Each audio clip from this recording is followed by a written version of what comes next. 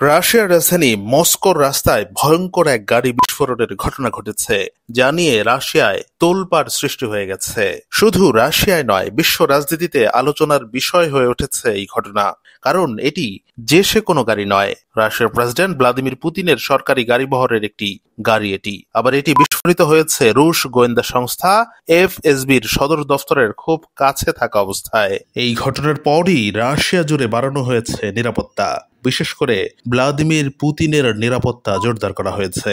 British সংবাদমাধ্যম the sun এবং euro weekly জানিয়েছে, গত 29শে মার্চ মস্কোর লুবিয়াঙ্কার কাছে ঘটনাটি ঘটেছে।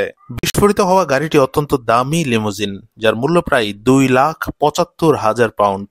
এটি রুশ প্রেসিডেন্টের যাতায়াতের জন্য বরাদ্দ ছিল। জানা যায় এই ঘটনায় কেউ হতাহত হয়নি, তবে নিরাপত্তা সংস্থাগুলো বিষয়টি গুরুত্ব সহকারে খতিয়ে দেখছে।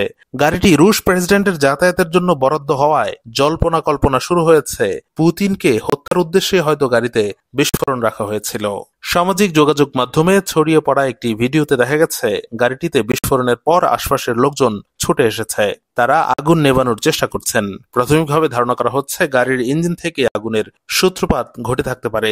পরে ফুয়েল ট্যাঙ্কে বিস্ফোরণ ঘটে পুরো গাড়িতে আগুন ছড়িয়ে পড়ে। গাড়ির ইঞ্জিনে প্রথমে আগুন ধরে এবং কিছুক্ষণের মধ্যেই গাড়ির ভেতরের অংশেও আগুন ছড়িয়ে পড়ে। দমকল কর্মীরা পরে এসে আগুন নিয়ন্ত্রণে আনেন, তবে আগুনে গাড়ির সামনের অংশের অনেকটাই ক্ষতিগ্রস্ত হয়েছে। এই দুর্ঘটনার বিষয়ে সরকারিভাবে মস্কোর তরফে এখনো পর্যন্ত কোনো বিবৃতি দেওয়া হয়নি, তবে ইউরোপীয় বিভিন্ন গণমাধ্যমে দাবি করা হচ্ছে শনিবার মস্কোর রাস্তায় এই দুর্ঘটনাটি ঘটে। তবে সত্যটা যাই হোক, সামাজিক যোগাযোগ মাধ্যমে ছড়িয়ে পড়া ভিডিওতে মানুষের সন্দেহ দানা বেঁধেছে।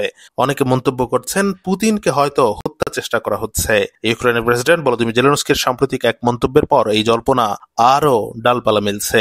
জেলেনস্কি মন্তব্য করেছিলেন, পুতিনের আয়ু আর বেশি দিন নেই, খুব শীঘ্রই তিনি মারা যাবেন, আর এটা সত্য, আর যুদ্ধেরও শেষ হবে। জেলেনস্কির এমন মন্তব্যের পর জল্পনা শুরু হয় পুতিনের শারীরিক অসুস্থতা নিয়েও।